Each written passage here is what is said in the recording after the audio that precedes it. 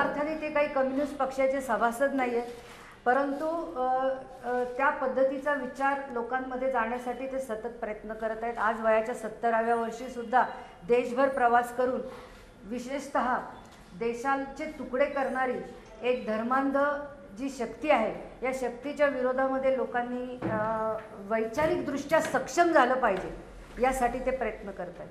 आणि म्हणूनच आजच्या आपल्या शिबिराचे ते वक्ते आहेत. तुम्हाला माहिती आहे आपले 4थं पुष्प मुझे पहले तो मैं ताई से बात कर रहा था, तो मैंने भी कहा कि ये जो हमारी कल्पना है कि कुछ लोगों के बीच में ये विचारों को हम गहराई से ले जाएं, ताकि ये फिर साथ में समाज में जगह जगह ये चीज़ ले जाएं, यानी जिसको हम पहले कार्डर बिल्डिंग कहते थे, वो एक बहुत नोट्स जो हैं नोट्स बहुत डिटेल में मत लीजिए।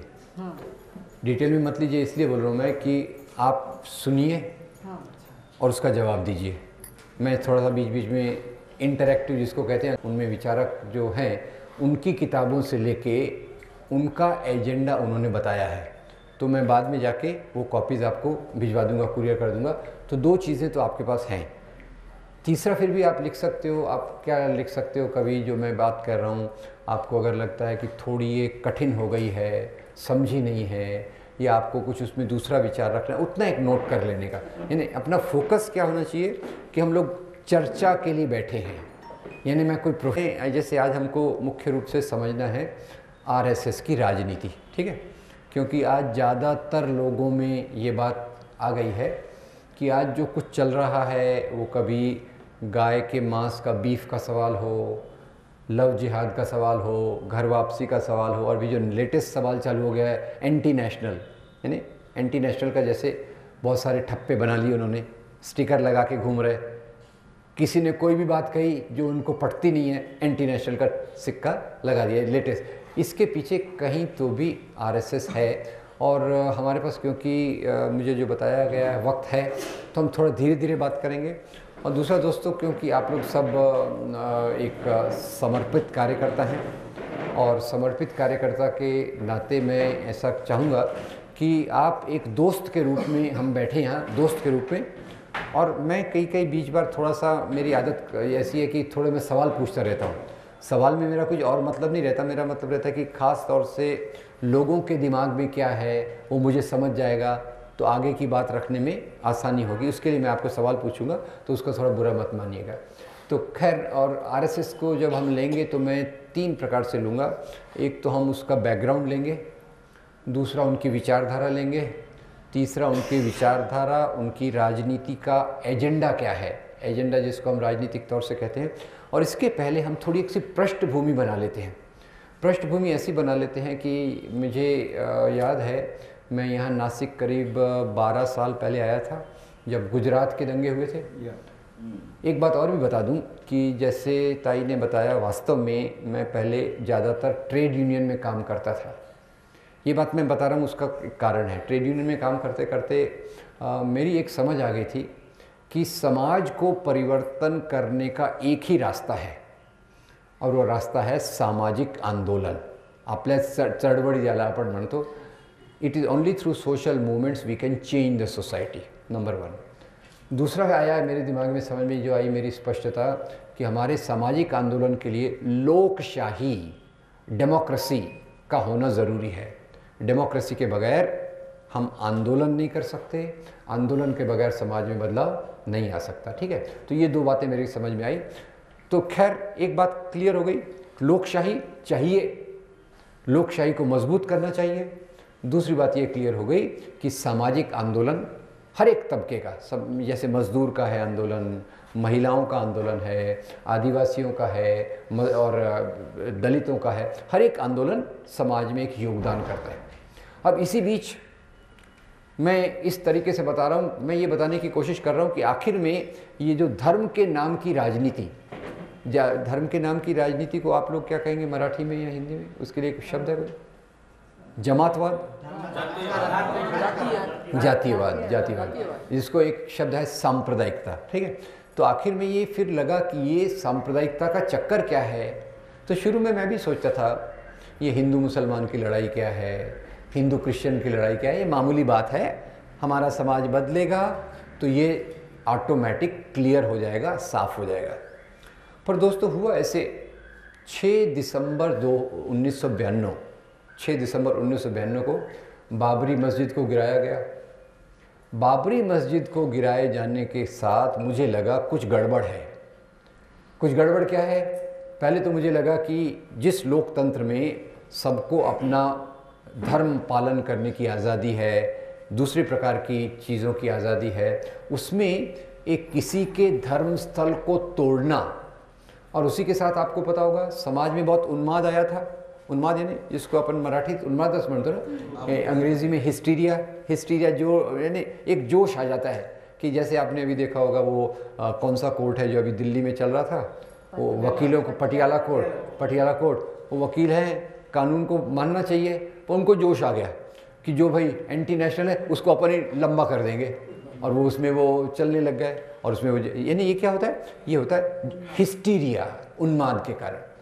ये उन्माद अपन ने जो वकीलों में देखा, ये उन्माद समाज में भी दिखता है। समाज में कैसे दिखता है कि जब दंगे होते, दंगे में लोग मारे जाते। पहली बात तो 2-3 बातें क्लियर कर लीजिए, मैं आपसे ही पूछना चाहता हूँ, ये दंगे होते हैं कि करवाए जाते हैं? नंबर 1।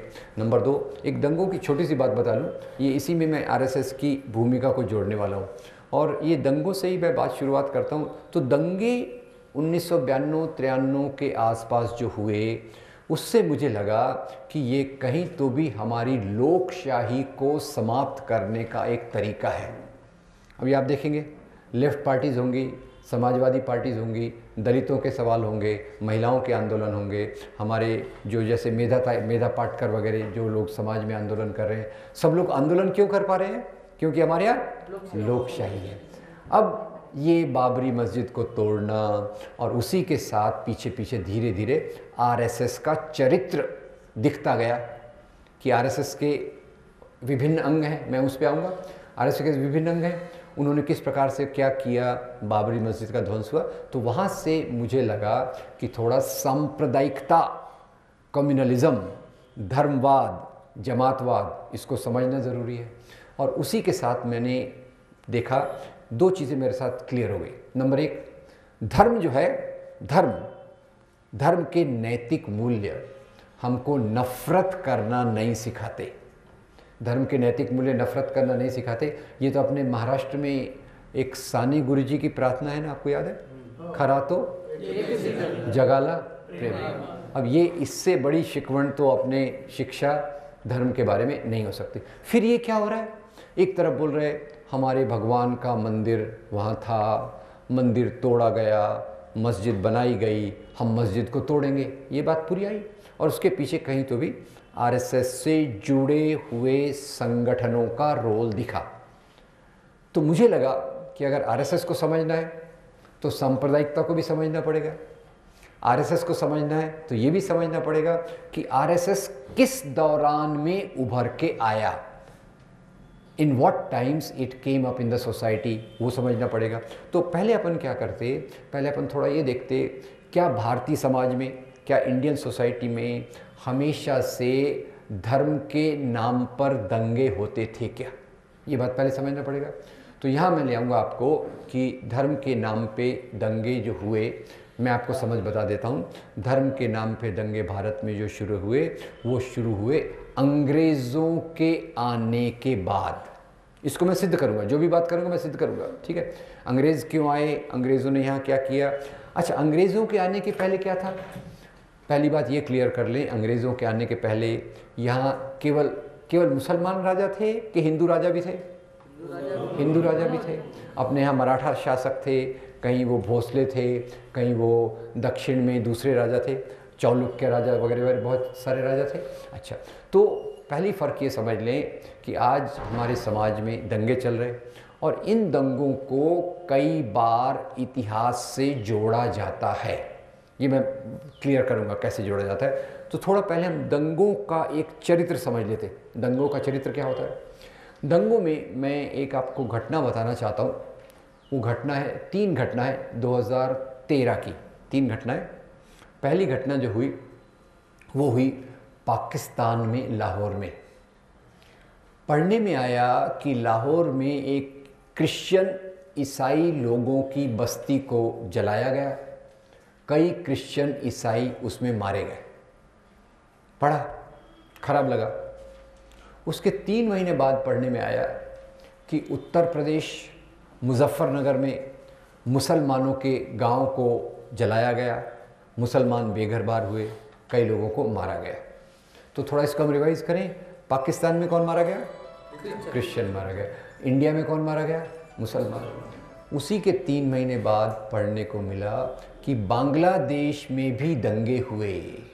और आप पहचान सकेंगे बांग्लादेश में कौन मारा गया? हिंदू मारा गया। करेक्ट। वहाँ मुसलमान मारा गया, वहाँ क्रिश्चियन मारा गया, यहाँ हिंदू मारा गया। पहला सवाल ये बताइए कि ये दंगों में जो लोग मारे जाते हैं, दंगों में जो लोग मारे जाते हैं, वो लोग गुनाहगार होते हैं कि बेगुनाह होते हैं? बेगुनाह होते हैं। ये बेगुनाह होते हैं फिर भी मारे जाते हैं। ये मेरे सामने सवाल आया कि बेगुनाह हैं और फिर भी मारे जा रहे हैं। तो मैंने एक मोटा सा ऑब्जर्वेशन किया, और ये ऑब्जर्वेशन बाद में जो मैंने अवलोकन किया, बाद में एक बार पाकिस्तान जाने का मौका मिला तो वहाँ भी मैंने उसी बात को देखा। नेपाल गया था, वहाँ कुछ बांग्लादेश के कार्यकर्ताओं से मुलाकात हुई, वहाँ ने भी वही बात बताई। क्या बात बताई? कि पाकिस्तान में क्रिश्चियन और हिंदुओं को खराब माना जाता है, बांग्लादेश में हिंदू और बौद्ध को खराब माना जाता है, और इंडिया में किसको खराब माना जाता है? मुस्लिम और क्रिश्चियन। राइट। अब ये जो खराब माना जाता है, ये खराब माना जाना, इसके कारण समाज में नफरत पैदा की जाती है। ये भी मैं क्लियर करूं, नफरत होती नहीं है।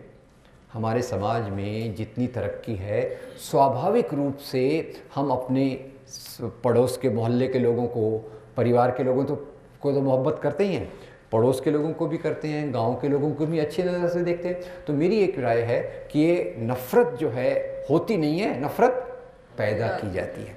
और नफ़रत पैदा किस से जाती है? अब ज़्यादा मैं अपना ध्यान केवल इंडिया पे फोकस करूँगा, और मेरा बोलने का मतलब ये नहीं है कि एक धर्म अच्छा है दूसरा धर्म खराब है। आप क्लियर हो गए इसमें? हम धर्म को अच्छा बुरा नहीं बोल रहे। मैं इतनी बात भी कहना चाहूँगा कि सभी धर्मों के अंदर जो नैतिकता के मूल्य हैं, मॉरलिटी, वो अच्छे हैं। जैसे आप हिंदू धर्म में ले लो तो आपको वसुधैव कुटुंबकम मिलेगा। वसुधैव कुटुंबकम का क्या मतलब होता है? पूरी पृथ्वी मेरा परिवार है। अगर पूरी पृथ्वी मेरा परिवार है तो मैं अगर एक हिंदू हूँ तो मैं किसी मुसलमान को, मैं किसी क्रिश्चियन के साथ नफ़रत करूँगा क्या? नहीं करूँगा। क्यों नहीं करूँगा? वो भी मेरे परिवार का भाग है। ईसाई धर्म में एक बहुत अच्छी शिक्षा है, और वो शिक्षा है अपने पड़ोसी से उतना ही प्यार करो जितना आप अपने आप से करते हो। अब ये मैं ईसाई हूँ, मेरे पड़ोस में कोई नास्तिक रहता है, कोई हिंदू रहता है, तो भी मैं उसको उतना ही प्यार करूँगा। तीसरा, इस्लाम के बारे में तो आज बहुत सारी गलत फहमियाँ हैं, फिर भी आपको बता दूँ, इस्लाम की एक शिक्षा है कि जिस व्यक्ति का पड़ोसी भूखे पेट रहता है उसके लिए जन्नत के दरवाजे कभी नहीं खुलेंगे। तो मैं एक मानता हूँ कि मैं आज जो आलोचना करूँगा वो धर्म की आलोचना नहीं करूँगा। मैं आलोचना किसका करूँगा? धर्म के नाम पर होने वाली राजनीति। इसके बारे में क्लियर हूँ क्या? 2 चीज़ें मैं क्या कह रहा हूँ, एक धर्म के नैतिक मूल्य और दूसरा धर्म के नाम पर होने वाली राजनीति।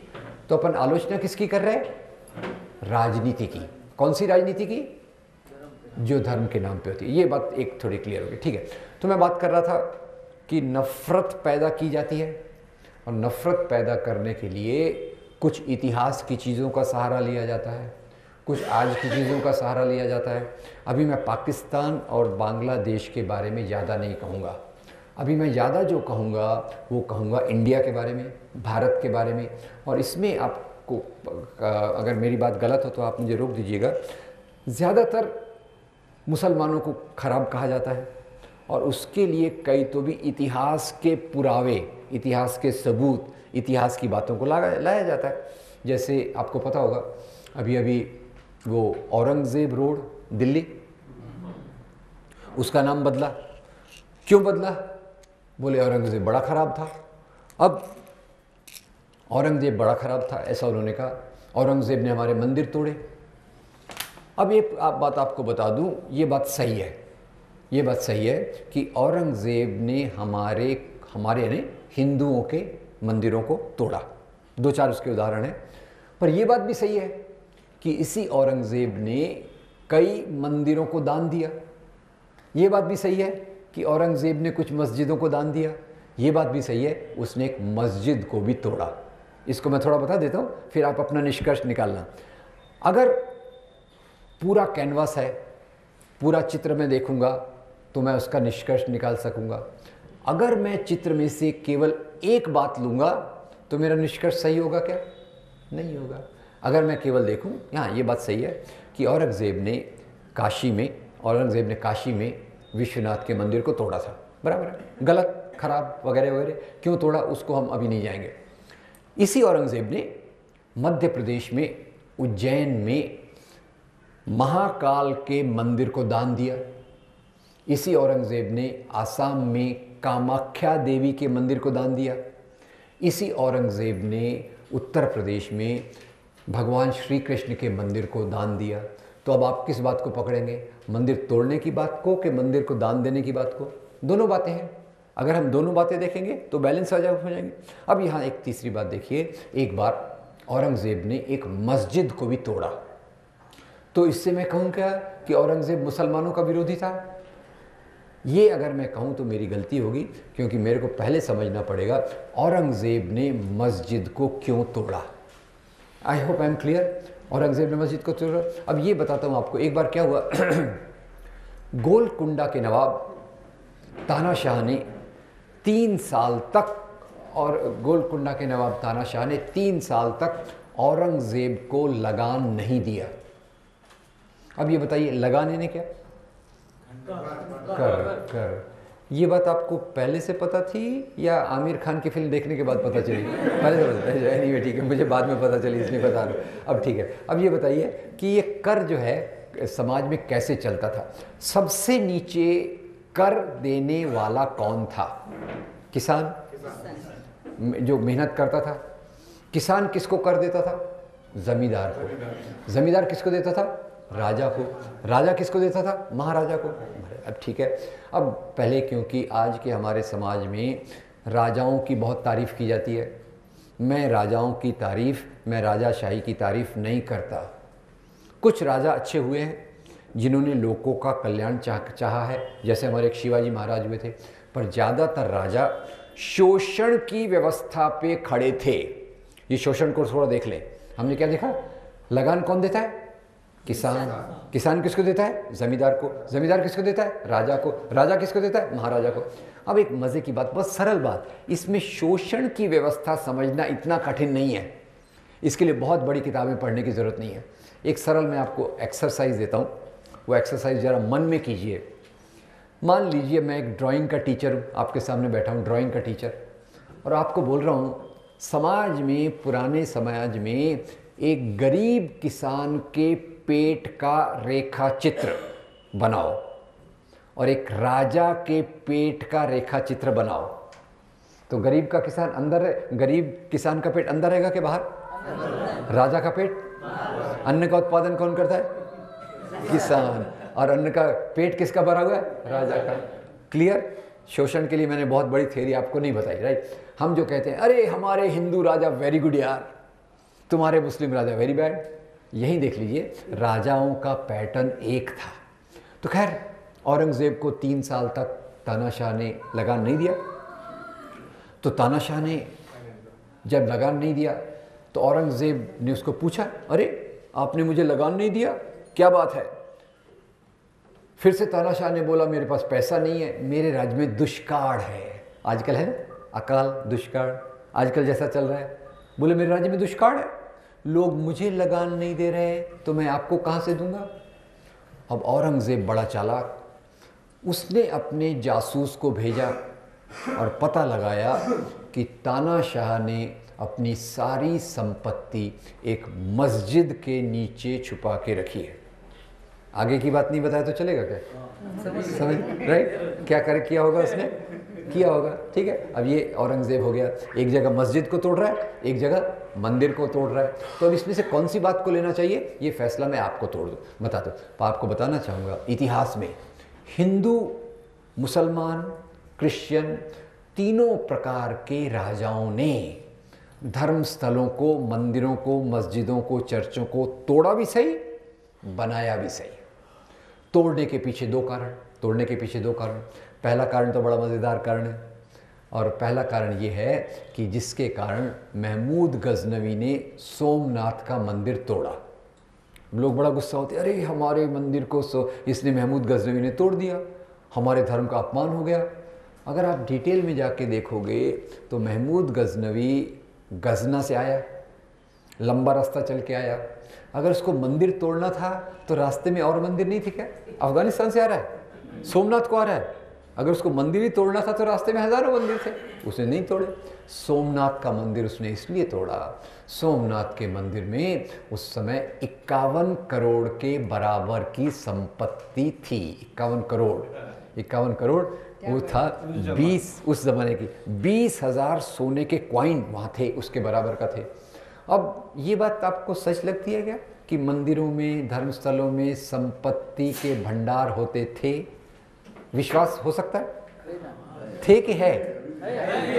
अरे मेरा मूड बड़ा ख़राब था, आपने अच्छा कर दिया, कहीं तो संपत्ति है। चलिए एक आपको मंदिर की बात बताता हूँ। एक मंदिर है केरल में, भगवान पद्मनाभ स्वामी का मंदिर। वहाँ जो संपत्ति है वह है 1 लाख करोड़ के बराबर, 1 लाख करोड़ के बराबर। कई बार टेंशन आता है, वो क्या चल रहा है समाज में, तो एक आइडिया आती है, आइडिया को टेस्ट करके देखना। अगर हम अपने देश के 100 धनी मंदिरों की संपत्ति को जमा करें और ईमानदारी से सब में बराबर बराबर बांट लें तो अपने कुछ दिन के प्रॉब्लम सॉल्व हो जाएंगे। तो धर्मस्थलों में संपत्ति के भंडार थे, राजाओं ने उसको तोड़ा और हम आज उसको धर्म के आधार पे देख रहे हैं। मेरी वो जो छोटी सी किताब है उसमें देखिएगा, एक हिंदू राजा, 11वीं शताब्दी कश्मीर में एक हिंदू राजा थे, उनका नाम था राजा हर्षदेव। राजा हर्षदेव ने अपने राज्य के दौरान एक नए ओहदा माने पद, डेसिग्नेशन का निर्माण किया। उस ओहदे का नाम था देवोत्पतल नायक। ख्याल कीजिएगा 3 शब्द है इसमें, देव भगवान, उत्पतन उखाड़ना, नायक अधिकारी, यानी वो अधिकारी जो देवताओं की मूर्तियों को उखाड़ता है। अब इसका उल्लेख मिल रहा है एक किताब में जिसका नाम है राज तरंगिणी, कवि कल्हण के द्वारा लिखी हुई, ठीक है। अब आगे ये तो बोलता है कि ये अधिकारी जो है ये देवताओं की मूर्तियां उखाड़ेगा, पर आगे थोड़ी देर बाद जाके ब्रैकेट में लिखता है ये वही मूर्तियां उखाड़ेगा जो सोने चांदी की बनी है, ये वही मूर्तियां उखाड़ेगा जिसमें हीरे जवाहरात लगे हुए हैं। तो पत्थर की मूर्तियां अपन लोगों के लिए, सोना चांदी हीरा राजा के लिए। ये एक प्रकार की चीज़ थी जिसको बहुत कंफ्यूज करके हमारे सामने रख दिया। अब हमारे सामने जो एक और बात आती है, कई बार आपको पता होगा कि जैसे मैं मंदिरों की बात कर रहा था, तो इतिहास में हिंदू राजा, मुसलमान राजा मंदिर मस्जिद तोड़े उन्होंने। अब ये बात हमारे ऊपर गलत तरीके से कैसे आ गई कि वो मुसलमान राजा ने तोड़ा? यहाँ यही बात आती है, पाकिस्तान में यही बात आती होगी कि हिंदू राजाओं ने मस्जिदों को तोड़ा, इस प्रकार से चीज़ आती है। तो इसको समझने के लिए हम चलते हैं इस प्रकार की समझ, जहाँ इतिहास को राजा के धर्म के चश्मे से देखा गया। ये पॉइंट क्लियर हो गया? इतिहास को कैसा देखा जाता है? राजा का धर्म, हिंदू राजा, मुसलमान राजा। पहले आपसे पूछना चाहता हूँ, इतिहास में उत्पादन कौन करता था? उत्पादन किसान करता था। महिला उत्पादन करती थी कि नहीं? करती थी। घर का काम कौन करता था? महिलाएं करती थी। आदिवासी काम करते थे कि नहीं? करते थे। तो इतिहास का निर्माण वास्तव में श्रमजीवी लोगों ने किया है, जो लोग मेहनत करते हैं, घर के अंदर, घर के बाहर। और राजा तो उस पर एक शोषण करता था। पर आज ये इतिहास को राजा के धर्म से क्यों जोड़ा गया वो मैं बताता हूँ। जैसे मैंने कहा, यहाँ धर्म के नाम की राजनीति की शुरुआत कहाँ से होती है? किसके आने के बाद से? अंग्रेज़ों के आने के बाद से। अंग्रेज, ठीक है। तो ये क्यों हुआ उसका मैं कारण बताना चाहता हूँ। और यहाँ कारण देखते समय हम चलेंगे वो 1857 की क्रांति, 1857 क्रांति। बताइए 1857 की क्रांति की चिंगारी किसने लगाई थी? मंगल पांडे। 1857 की क्रांति की चिंगारी मंगल पांडे, और 1857 की क्रांति का नेतृत्व, लीडरशिप किसने किया था? बहादुर शाह जफर। बहादुर शाह जफर के साथी कौन थे? तात्या साहब टोपे, नाना साहब झांसी की। हिंदू मुसलमान मिलकर अंग्रेजों के खिलाफ लड़े। अंग्रेजों की सत्ता डगमगा गई, हिल गई। तो अंग्रेजों ने क्या फैसला किया होगा? अगर हमको यहां राज्य करना है तो कौन सी नीति लगाना पड़ेगा? फूट डालो और राज करो, और धर्म से अच्छा फूट डालने का कोई रास्ता नहीं है। इसलिए राजा का धर्म और ये सब चीज़ों को जोड़ दिया। वैसे देखा जाए तो इतिहास में हिंदू मुसलमान राजा हमेशा लड़ते नहीं रहे। आप देखिएगा, एक राजा था, लड़ते भी थे, राजा लोग दोस्ती भी करते थे, और ऐसा नहीं था कि कोई मुसलमान राजा है तो उसके दरबार में सिर्फ मुसलमान ऑफिसर, ऐसा नहीं था। हिंदू राजा है तो केवल हिंदू ऑफिसर, ऐसा भी नहीं था। दो उदाहरण अपन देख लेते हैं, और इसी के सहारे आपको मैं थोड़े से, एक लोकप्रिय सीरियल है ना, वो आलतू फालतू रहते पर फिर भी अपन देखते हैं ना, वो एक सीरियल बना है ना अकबर के जीवन पे, कौन सा है वो? जोधा अकबर। अब मैं एक सवाल पूछता हूँ, अभी अपन मंदिर तोड़ने की बात कर रहे थे, बताइए अकबर के महल के अंदर एक मंदिर है, एक भगवान का मंदिर है, यस नो? कौन से भगवान का है? कृष्ण भगवान का। और जब कृष्ण जन्माष्टमी मनाते हैं, अकबर उसमें हिस्सा लेते कि उसको बाइकआउट करते? हिस्सा लेते, एक बात। और वो आपको पता होगा, दूसरा एक सीरियल आजकल चल रहा है, भारत का वीर पुत्र महाराणा प्रताप। अच्छा चलिए, वीर पुत्र महाराणा प्रताप, भारत का वीर पुत्र कैसे हो गया भैया? भारत पहले था क्या? महाराणा प्रताप कहाँ के राजा थे? मेवाड़ के। उनको पता था क्या कन्याकुमारी भी अपना है, असम में भी अपने को जाना है, श्रीनगर में भी जाना है? ये आइडिया उनको, मैप उनके सामने रहता था क्या? नहीं रहता। अच्छा एनीवे, अब ये ऐसा बताने की कोशिश करते जैसे महाराणा प्रताप ने हिंदुओं के लिए, हिंदू धर्म के लिए मुसलमानों से लड़ाई की, अकबर से लड़ाई की। अकबर से जो लड़ाई हुई उसका मैंने थोड़ा अध्ययन किया। अकबर और राणा प्रताप की लड़ाई ये हुई हल्दी घाटी के मैदान में। हल्दी घाटी के मैदान में एक तरफ अकबर की फौज, एक तरफ राणा प्रताप की फौज। अब बात ऐसी हुई कि अकबर की फौज में अकबर खुद नहीं आए, अकबर के बदले जो आए वो उनके थे प्रधान सेनापति, उनका नाम था राजा मान सिंह, करेक्ट। और राजा मान सिंह के जो असिस्टेंट, सहायक, उनका नाम था शहजादा सलीम। शहजादा सलीम पे आपने कोई पिक्चर देखी है क्या?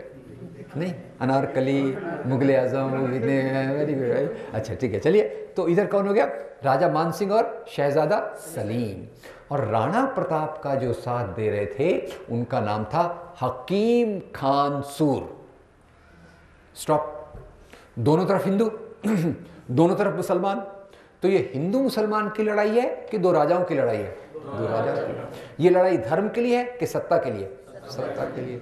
हमारे दिमाग में हो गया राणा प्रताप हिंदू, हिंदू धर्म, अकबर विदेशी, मुस्लिम, मुसलमान धर्म, ये सब चीज़ें एक गलत प्रकार से हमारे दिमाग में डाली गई। अब मैं थोड़ा सा अपन बात कर लें, कल शिव जयंती थी ना, शिव जयंती को अपन मनाए। कल मेरा एक जगह लेक्चर था और मैंने उसके बहाने शिवाजी महाराज का रिवीजन किया। और अपने महाराष्ट्र में तो शिवाजी महाराज सबसे पॉपुलर है मेरे ख्याल से, है ना। उसकी पॉपुलैरिटी के कुछ एग्जाम्पल देख लें। बताइए, हमारे बम्बई के एयरपोर्ट का नाम किसके है? रेलवे स्टेशन का नाम? हमारे बड़े पार्क का नाम? हमारे वड़ा पाव का नाम? शिव वड़ा पाव। ठीक है, चलिए, वेरी गुड। अब शिवाजी महाराज तो मैं उनको एक एक्सेप्शनल राजा मानता हूँ।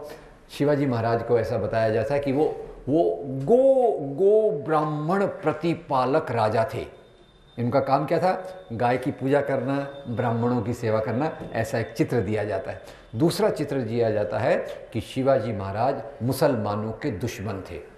दोनों बातें गलत हैं। पहला आपको बता दूं, शिवाजी महाराज का आम जनता के प्रति बहुत प्यार था, इसलिए वो उनके ऊपर टैक्स लगान बढ़ने नहीं देते थे। मैं आपको रिकमेंड करूंगा, एक अपने कॉमरेड गोविंद पानसरे का शिवाजी महाराज पे 1.5 घंटे का लेक्चर है। यूट्यूब पे भी है और उसकी सीडी भी मिलती है, उसको ज़रूर देखिएगा। खैर, उसी में से मैं कुछ घटनाएं बता रहा हूँ। शिवाजी महाराज एक बार वो ऐसा बोलते, शिवाजी महाराज एक बार, एक घटना को मैं थोड़ा कहानी के रूप में बता रहा हूँ। एक बार शिवाजी महाराज घोड़े पे बैठ के जा रहे थे और उनकी कमर में तलवार नहीं थी। जनरली राजा लोग जाते हैं तो क्या रहता कमर में? तलवार रहती। तलवार नहीं थी। तलवार नहीं थी तो उनके जासूस ने देखा, जासूस को दिखा, तो जासूस बड़ा परेशान हो गया। जासूस ने जैसे शिवाजी महाराज को देखा कि वो बिना तलवार के जा रहे, वो महाराज के पास आया, बोले महाराज आप कहाँ जा रहे? तो शिवाजी ने कहा होगा मैं अफजल खान को मिलने जा रहा हूँ। तो जासूस और चिंतित हो गया, परेशान हो गया, डिस्टर्ब हो गया, बोले महाराज जरा नीचे उतरो, खाली उतरो। अब अपना बॉडीगार्ड है, जासूस है, तो बात तो मानना पड़ेगा। शिवाजी महाराज उतरे नीचे, तो वो जासूस शिवाजी महाराज को पूछता है महाराज आपकी हाइट, ऊंचाई क्या है? ये कहानी के रूप में बता रहा हूँ। तो शिवाजी महाराज ने बोला होगा मेरी हाइट होगी 5 फुट 6 इंच। तो जासूस बोलता है अच्छा आपकी हाइट 5 फुट 6 इंच है ना, बताओ अफजल खान की हाइट क्या है? अरे बोले अफजल खान तो 6 फुट से भी लंबा होगा। फिर बोले महाराज आपका बॉडी साइज़ क्या है? बॉडी साइज़ यानी जैसे अपना आजकल तो वो शर्ट की साइज़ से बॉडी साइज़ गिनते ना, small, medium, large, extra large, extra large. तो शिवाजी महाराज ने बोला होगा भाई मेरी साइज़ मीडियम। बोले अफजल खान की साइज़ क्या है? बोले अरे अफजल खान तो एक्स्ट्रा लार्ज है। बोले महाराज आप उसको मिलने गए बिना तलवार के, बिना हथियार के, जो आप बोल रहे हो, उसने आपको अगर पकड़ा और आपका गला दबाया तो आपका मर्डर कर सकता है कि नहीं? बोले बात तो बराबर है, कुछ गड़बड़ हो गई तो साइज़ में बहुत हेफ्टी है, मैं उसके सामने कहाँ टिकूंगा? तो जासूस बोलता है महाराज आप भोले मत बनो, ये गुप्त हथियार साथ में लेके जाओ। ये गुप्त हथियार है बगनख हिंदी में बोलते, वागनख मुराठी में बोलते। अब यहाँ तक तो बात ठीक है। अब ये जासूस का नाम क्या था? जासूस का नाम था रुस्तमे जमाल। हिंदू के मुसलमान। शिवाजी महाराज के 18 बॉडीगार्ड थे, उनमें 12 बॉडीगार्ड मुसलमान थे। शिवाजी महाराज का जो तोपखाना विभाग उसका इंचार्ज मुसलमान, शिवाजी महाराज की जो नौसेना उसका इंचार्ज मुसलमान। इतना ही नहीं, टोटल आप देखोगे तो शिवाजी महाराज के प्रशासन में 35% अधिकारी और सैनिक ये मुसलमान थे। अब ये बात देखना पड़ेगा। और 2 नाम मैं आपको बहुत इंटरेस्टिंग बता दूं। एक उनका अभी एक था मौलाना हैदर अली जो उनका गोपनीय सचिव था। दूसरा एक था दौलत खान, मिस्री खान, इब्राहिम गारदी वगैरह, ये उनके सेनापति थे। तो एक बात ये हो गई। अब मैं यहाँ एक पर्सनल बात कर दूं। मैं पिछले साल सांगली गया था शिव जयंती के आसपास। तो शिव जयंती के दिन कार्यक्रम हुआ तो मैंने उस दिन बड़ा एक रोचक नज़ारा देखा कि मीटिंग के पहले एक बड़ी मिरवणूक जुलूस निकाला। और जुलूस में क्या था? जुलूस में शिवाजी महाराज के 12 मुसलमान सैनिक पूरी वेशभूषा में उनका जुलूस निकाला गया। तो यानी ये उनके प्रशासन का भाग बोल रहा हूँ, ठीक है। अब शिवाजी महाराज उन्होंने वागनख को लिया, अपनी अंगूठियों के नीचे छुपा लिया, गए अफजल खान के तंबू की तरफ।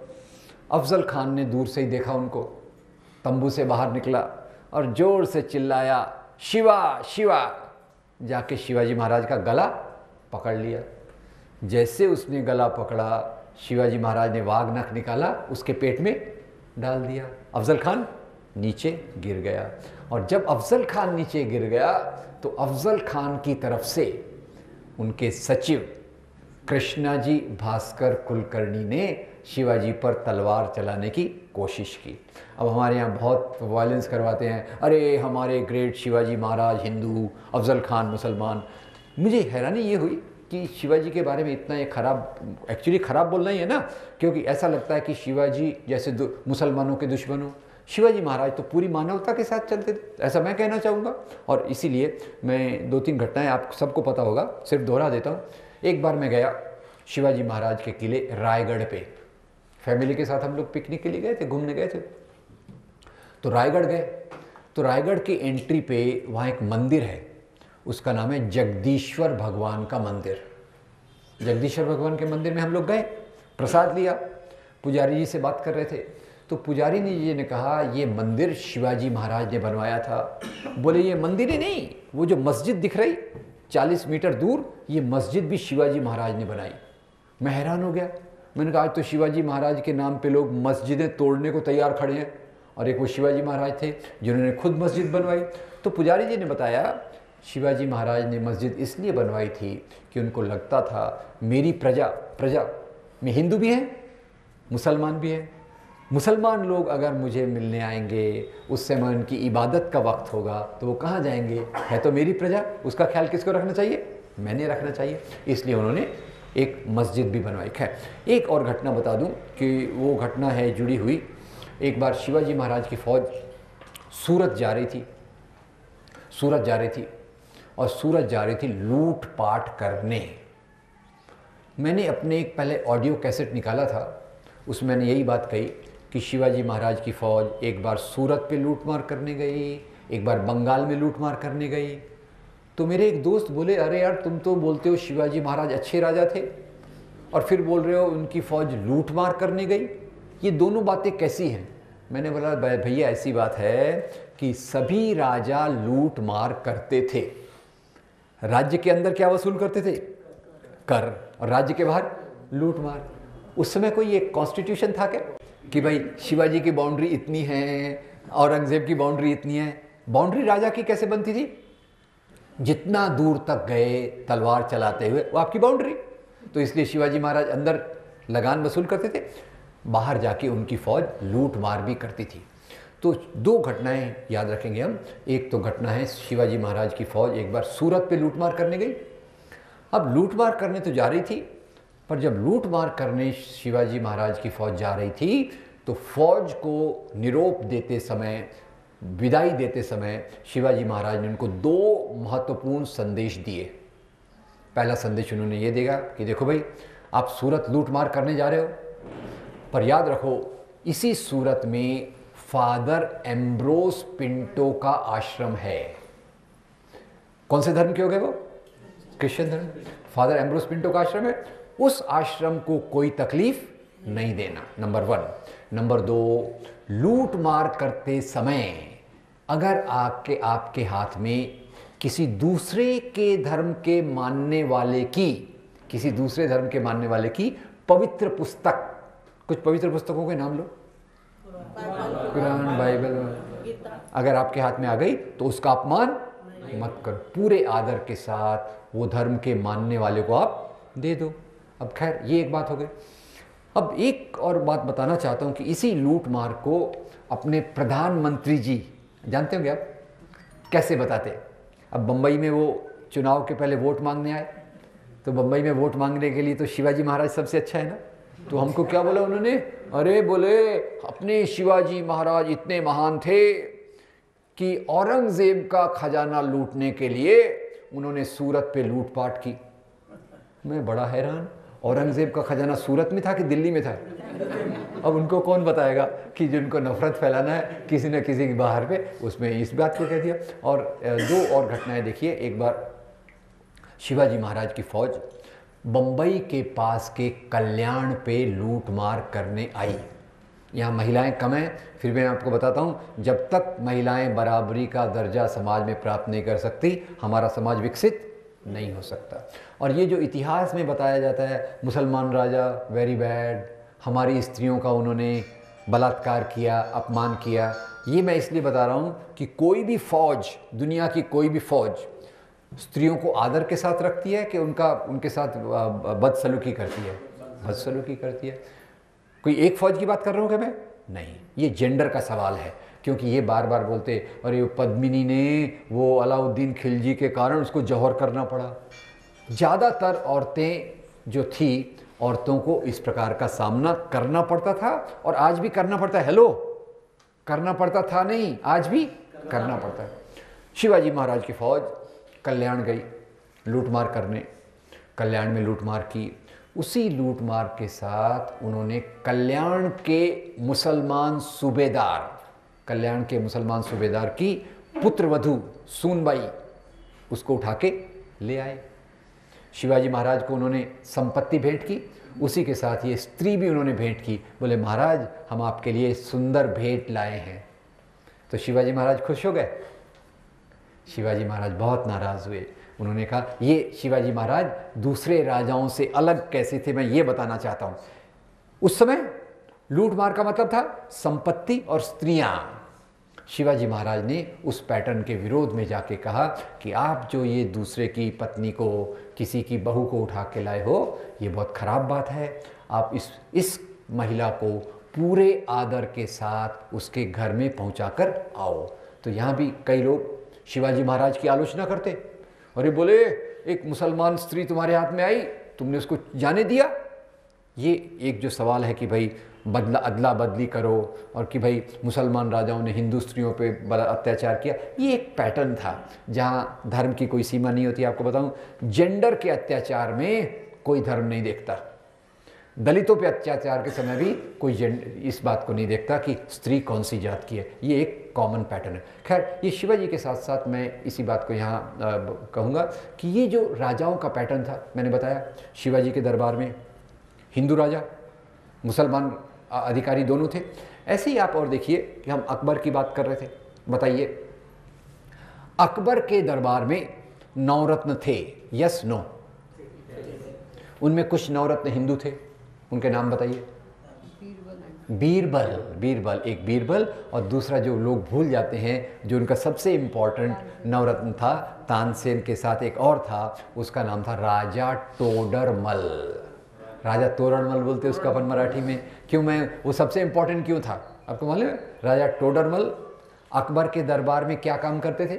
राजा टोडरमल अकबर के दरबार में वही काम करते थे जो आज मोदी सरकार में अरुण जेटली करते हैं। क्या करते हैं? फाइनेंस डिपार्टमेंट, सबसे इम्पोर्टेंट। यस, ठीक है। अब ये कोई इसका धर्म के आधार पे सीमा नहीं थी। और आपको पता होगा, अपने शिवाजी महाराज से बातचीत करने, उनसे लड़ाई वड़ाई की बातचीत करने औरंगज़ेब की तरफ से एक प्रतिनिधि आता था, और उस प्रतिनिधि का नाम था राजा जय सिंह।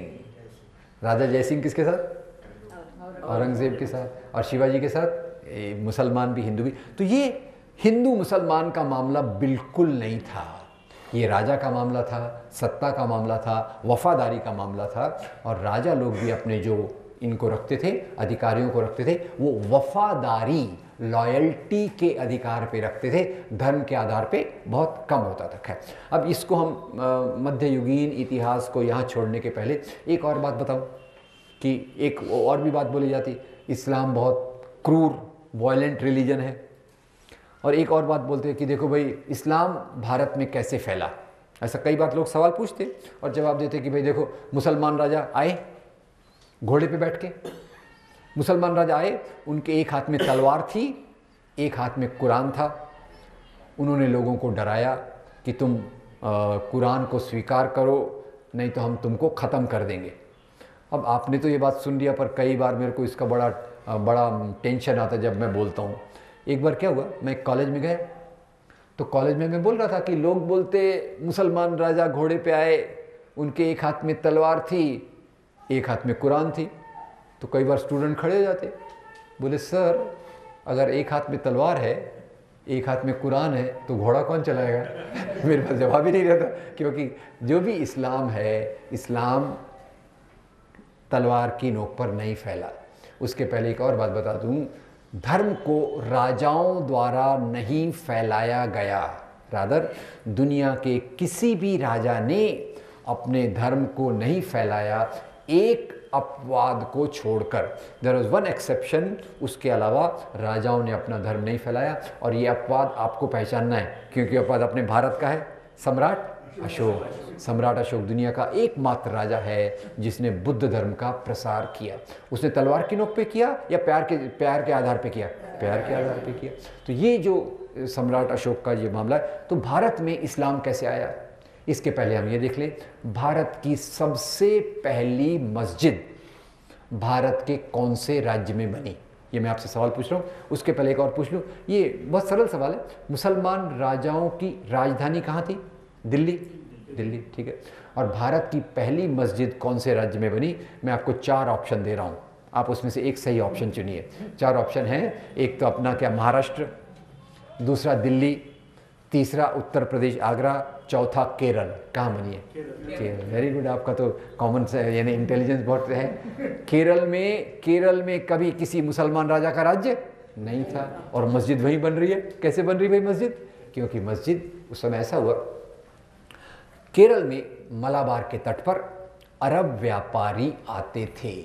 अरब व्यापारी आते थे, अपने साथ वहाँ के चीज़ें ले आते थे, खजूर वगैरह, और भारत की जो अच्छी चीज़ें हैं, आम, केले, मसाले, यहाँ से लेके जाते थे।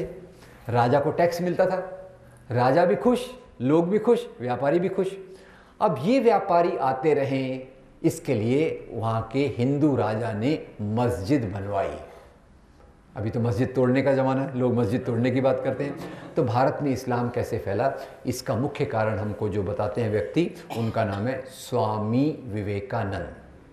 स्वामी विवेकानंद अपनी संकलित रचनाएं खंड 8 पृष्ठ 330 में स्वामी जी कहते हैं, ये कहना बिल्कुल गलत है, ये कहना बिल्कुल गलत है कि इस्लाम यहाँ तलवार की नोक पर फैला। यहाँ के शूद्रों ने, यहाँ के अछूतों ने वर्ण व्यवस्था के अत्याचार से बचने के लिए इस्लाम धर्म को कबूल किया। ये स्वामी जी कह रहे हैं। इसको हम थोड़ा कॉमन सेंसिकली देखें। अच्छा देखिए, हर एक धर्म में लोग कहीं पूजा पाठ के लिए जाते हैं, दर्शन के लिए जाते हैं।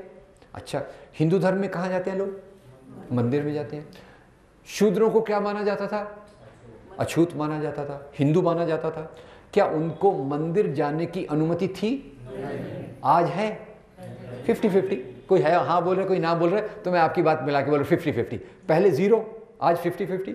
अब उनको मंदिर जाने का चांस नहीं मिल रहा, कहीं तो जाना है, तो वो जाते थे सूफी संत की दरगाह पे। सूफी संत की दरगाह पे जाने की किसी को मनाही थी क्या? कोई मनाही थी। तो वो जाते थे और इसी सूफी संतों के प्रभाव में आके भारत का इस्लाम फैला। ये इसी को एक उदाहरण मैं भी देता हूँ आपको। आपको पता होगा हमारी हिंदी फिल्मों में एक महान संगीतकार हैं जिनको बहुत सारे ऑस्कर अवार्ड मिले हैं। क्या नाम है उनका? A.R.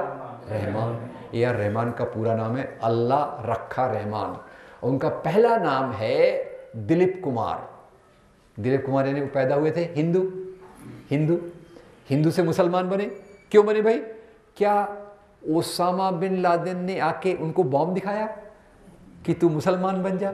ऐसा नहीं हुआ ऐसा दोस्तों, ये बहुत भावना का मामला था। भावना का मामला ऐसा था कि दिलीप कुमार के पिताजी को कैंसर हो गया। जब दिलीप कुमार के पिताजी को कैंसर हो गया तो काफ़ी टेंशन में आ गए, शांति की तलाश में निकले। शांति की तलाश, मानसिक शांति की तलाश में जब निकले, उनका संपर्क आया एक सूफी संत से, और सूफी संत के प्रभाव में आके उन्होंने इस्लाम को कबूल किया। ये एक उदाहरण। अब ये भारत की जो बात है, इसमें बहुत सारी चीज़ें हुई, उसके विस्तार में न जाते हुए इतना मैं एक घटना बताना चाहता हूँ कि वास्तव में जो बताते हैं कि हिंदू मुसलमान का झगड़ा था, वास्तव में भारत की सभ्यता, संस्कृति, साहित्य, कला, धार्मिक परंपराएं, इनका जो विकास हुआ ये मेल जोल से हुआ। और ये भी बात मैं आपको जोड़ दूं कि दुनिया में जो भी विकास होता है वो मेल जोल से होता है। नफ़रत से, इस प्रकार की बातों से दुनिया का विकास कभी नहीं होता। और वो मेल जोल की कुछ बातें मैं आपको बता दूं, और इसमें सबसे पहला मैं एक अपनी ये निजी एक्सपीरियंस बताता हूँ। आपको पता होगा हिंदी फिल्म में एक और बड़े हिंदी फिल्म नहीं, तमिल फिल्म के बहुत बड़े एक्टर हैं, कोई हिंदी फिल्म में भी आते हैं, कमल हसन। ठीक, कमल हसन। आपने बोला कमल हसन, मैंने बोला कमाल हसन, और चौथा उनका नाम है कमल हासन। कंफ्यूज है, डोंट वरी, कंफ्यूजन मैं निकाल देता हूँ। मैं कंफ्यूज था, ये कमल है कि कमाल है, हसन है कि हासन है, मैं बड़ा कंफ्यूज। तो एक बार मौका ऐसा मिला, एक बाई चांस क्या हुआ, एक बार मेरी मुलाकात इनके बड़े भाई चारुल जी से हुई। तो चारुल जी ऐसे ही थे, हम बैठे थे कहीं तो भी चाय वाय पी रहे थे, तो मेरा परिचय उनसे हुआ। उन्होंने बताया मैं तो कमल का बड़ा भाई हूँ। मुझे बड़ा अच्छा लगा। मैंने कहा सर जरा आप ऑटोग्राफ दीजिए, आप विजिटिंग कार्ड, जैसे अपने जैसे लोग करते, जब बड़े लोग से पहचान हुई तो अपन करते वैसा। मैंने उनका विजिटिंग कार्ड लिया, तो विजिटिंग कार्ड में मैंने पढ़ा उनका नाम लिखा था चारुल हासन।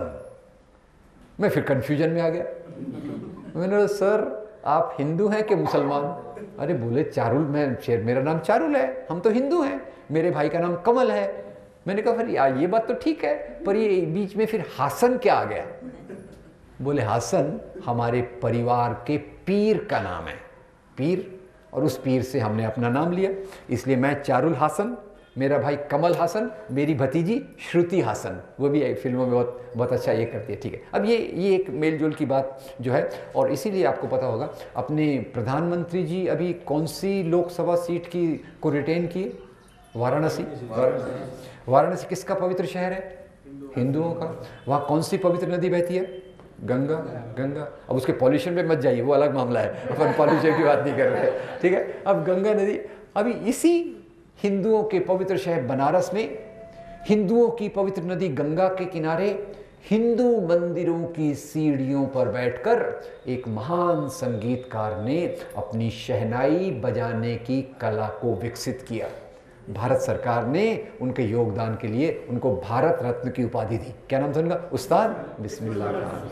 अब उस्ताद बिस्मिल्लाह खान किसको प्रतिनिधित्व करते हैं? हिंदू को कि मुसलमान को कि दोनों को? दोनों को। ये मिली जुली चीज़ जो भारत की है, इसको हमको देखने की ज़रूरत है। और जहाँ मैं इसकी बात कर रहा हूँ, अभी हमने बात की भारत के साहित्य की। भारत के साहित्य में, जैसे मैं स्कूल में था, तो स्कूल में तो खैर कैसे तो भी परीक्षा पास करना है, रट लिया, पास हो गए। हमारी 9th क्लास में हिंदी कविताओं की एक किताब थी।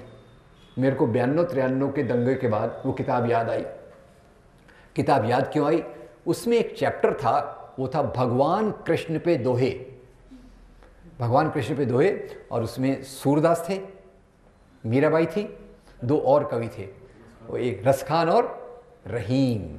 रसखान और रहीम, ये इस पे लिखने वाले। खैर इतिहास की बात कर रहे, भगवान कृष्ण की बात कर रहे, तो मैं थोड़ा आज के समय पे आ जाता हूँ। आज मतलब अभी उसको भी 10-15 साल हो गए। ये आपने वो अभी अपन ने कौन सी फिल्म की बात की? टैक्स वाली, लगान। अच्छा, लगान में आपको याद होगा, लगान में अपना हीरो आमिर खान। अब आमिर खान को हीरो बोलना के नहीं मैं डर रहा हूँ, क्योंकि आजकल तो लोग उसमें भी बड़ी उंगली उठा रहे हैं, उसको भी बोल रहे पाकिस्तान चले जाओ, एंटी नेशनल है, यानी अपने सब गड़बड़ चल रहा है। अच्छे लोगों को एंटी नेशनल बोल रहे हैं, उनको यहाँ से भगाने की बात कर। तो आमिर खान की फिल्म, आपको पता होगा, एक तरफ आमिर खान की टीम, एक तरफ कैप्टन रसल की टीम। क्रिकेट मैच 5 दिन वाला टेस्ट मैच चल रहा है। चौथे दिन के शाम को टेंशन बहुत। जब टेंशन बहुत होता है तो लोग कहाँ जाते? मंदिर में जाते। पीके फिल्म देखी होगी आपने, फिर मैं आमिर खान की फिल्म का प्रमोशन कर रहा हूँ। एनीवे, अब पीके फिल्म में वो क्या बताता कि टेंशन बहुत हुआ से मंदिर जाते। तो गांव के लोग मंदिर गए। कौन से भगवान का मंदिर था? कृष्ण भगवान। वहाँ उन्होंने एक आरती गाना गाया। कौन सा गाना था? ओ पालनहारे निर्गुण और न्यारे। बताइए ये गीत भजन किसका लिखा हुआ है? उनका नाम है जावेद अख्तर। मैं रहीम रस खान की बात कर रहा हूँ। आज के समय में आप देखिए हिंदी फिल्मों में इतने मुस्लिम पोएट हैं जिन्होंने हिंदू देवी देवताओं पे लिखा। इसी हिंदू देवी देवताओं की एक और बात बता देता हूँ, क्योंकि मुझे लगता है फिल्मों से हम बहुत कुछ अच्छी चीज़ें भी सीख सकते हैं। और अभी हिंदी फिल्म जगत के 100 साल पूरे हुए कुछ साल पहले, तब लोगों ने लिस्ट बनाया हिंदी फिल्मों के 10 सबसे अच्छे हीरो, 10 सबसे सुंदर हीरोइंस, 10 अच्छे विलेन, और एक लिस्ट बनी थी हिंदी फिल्मों के 10 सबसे अच्छे भजन डिवोशनल सॉन्ग। और आपको पता है उस 10 भजन में एक गाना था, वो भजन था मन तरपत हरि दर्शन को आज, बैजू बावरा। यानी आप तो नेक्स्ट जनरेशन के, इसलिए आप पहचान नहीं पा रहे बैजू बावरा। अब ये भजन को मेरे अंदर घुस गया। आपको पता है क्यों घुस गया? इस भजन को लिखने वाले का नाम है शकील बदायूनी, गाने वाले का नाम है मोहम्मद रफ़ी, और म्यूज़िक देने वाले का नाम है Naushad Ali. Thank you very much. अब ये इससे ज़्यादा आप क्या देखेंगे, इसका फैसला मैं आप पे छोड़ूंगा। अब ये जो बात हम समाज में फिल्मों में देखते हैं, इसको हम जीवन में लेके चलते हैं। मैं आपसे पूछना चाहता हूँ, हिंदू धर्म के अंदर एक परंपरा है जिसको कहते हैं भक्ति परंपरा, और महाराष्ट्र भक्ति परंपरा में बहुत समृद्ध रहा है। तुकाराम, नामदेव, ज्ञानदेव, ये परंपरा के लोग हैं। मैं आपको बताना चाहूँगा कि तुकाराम की जो वारकरी परंपरा है उसको मानने वाले केवल हिंदू नहीं हैं। यहाँ के मुसलमानों का एक बड़ा तबका है जो वारकरी परंपरा से जुड़ता है। और यही बात आपको बताऊँगा, भक्ति परंपरा के एक बहुत बड़े कवि हैं भारत के, उनका नाम है संत कबीर। संत कबीर सबने सुना होगा, बताइए संत कबीर को मानने वाले हिंदू थे, मुसलमान थे या दोनों थे? दोनों थे। और संत कबीर को पता है आपको दोनों लोग क्यों मानते थे? क्योंकि संत कबीर ने धर्म को नैतिकता, मॉरलिटी के रूप में देखा। धर्म की अब बहुत सारी चीज़ें होती हैं। कोई पूजा पाठ करता है उसको लग गया वो धार्मिक है, कोई धर्मस्थल पे जाता है उसको लगता है वो धार्मिक है, कोई धर्म ग्रंथों की पूजा करता है उसको लगता है वो धार्मिक है। पर संत कबीर किसको धार्मिक बोलते हैं? संत कबीर बोलते हैं धर्म क्या है वो एक दोहे में हमको बताते हैं, पोथी पढ़ पढ़ जगमुआ पंडित भया न कोय। 2.5 अक्षर प्रेम के पढ़े सो पंडित होए। ये कठिन हिंदी है, तो अपने एक महान शिक्षक साने गुरुजी ने इसी बात को एक प्यारी प्रार्थना के रूप में अपने सामने रखा था। आपको याद है? खरा तो जगाला प्रेम। धर्म की परिभाषा यही होती है, जो मानवता से प्रेम सिखाए। यही बात भक्ति संतों ने सिखाई, यही बात सूफी संतों ने सिखाई। सूफी संत, अब पता नहीं ये नासिक में कोई सूफी संत की दरगाह है कि नहीं, पर बम्बई में है। बम्बई के पास कल्याण में है। कल्याण में एक दरगाह है, उसका नाम है हाजी मलंग। अब हाजी मलंग बाई चांस मैं कुछ बच्चों को लेके एक दिन कल्याण गया था, टाइम था तो हम हाजी मलंग चले गए। तो मैं जब गया 15 साल पहले की बात है, उस समय मुझे इतना जो समझ थी, मुझे लगता था दरगाह जो है मुसलमानों की दरगाह होती है। पर जब मैं वहाँ गया मेरा पूरा आइडिया बदल गया। सबसे पहले मैंने जब एंट्री किया तो मैंने देखा एक कॉर्नर में नारियल के टुकड़े पड़े हैं। नारियल कौन चढ़ाता है? हिंदू लोग। आगे गया तो दिखा फूलों की चादर है। फूलों की चादर कौन चढ़ाता है? मुसलमान चढ़ाते। और आगे गया तो मैंने कहा चलो अब यहाँ हाजी मलंग तक आए हैं, तो यहाँ के हाजी मलंग के जो मुजावर यानी अपने मंदिर में कौन होता है? पुजारी। तो वहाँ होता है मुजावर। मैंने कहा मुजावर जी से मिल लेते हैं, कुछ पूछ लेते हैं। तो मैं मुजावर जी के पास गया तो वहाँ बोर्ड देख के, उनके नाम का बोर्ड देख के मुझे चक्कर आने लग गया। वो नाम था पंडित विष्णु केलकर, मुजावर हाजी मलंग। अब यही निज़ामुद्दीन औलिया है, ख्वाजा गरीब नवाज की दरगाह है, अजमेर की दरगाह है। हिंदू भी जाते, मुसलमान भी जाते। ये अजमेर की ख्वाजा गरीब नवाज की दरगाह, एक ही किस्सा बता देता हूँ आपको। वो ऐसा हुआ एक साल आपको पता होगा, पाकिस्तान से उस समय जो पाकिस्तान के प्रेसिडेंट थे आसिफ अली जरदारी अपने बेटे बिलावल भुट्टो जरदारी के साथ आए। उसी के 2 महीने बाद मैंने पढ़ा अपने बम्बई के फिल्म जगत के एक बड़े एक्टर जिन्होंने भगत सिंह का रोल किया है, क्या नाम उनका? अजय देवगन, अपनी पत्नी काजोल के साथ भी वहाँ गए। उधर से आसिफ अली जरदारी आ रहा है, यहाँ से अजय देवगन आ रहा है। और ये जो मेल जोल की परंपरा का उच्चतम बिंदु एक बता के इस टॉपिक को मैं यहाँ बंद करूँगा। मैं अभी ट्रैवल करता रहता हूँ, जैसे ताई ने बताया। तो ट्रैवल करते करते मैं 2 महीने पहले कोचीन गया था। तो कोचीन में जो स्थानीय दोस्त थे बोले आप कोचीन आए हो, हम आपको कोचीन की कुछ दिखा देते। तो मुझे वो ले गए, और पहले जो ले गए वो सबसे रास्ते में एक पड़ी, वो था सेंट सेबास्टियन का चर्च। हम गए वहाँ। तो मैंने कहा बताइए इसकी खासियत क्या है?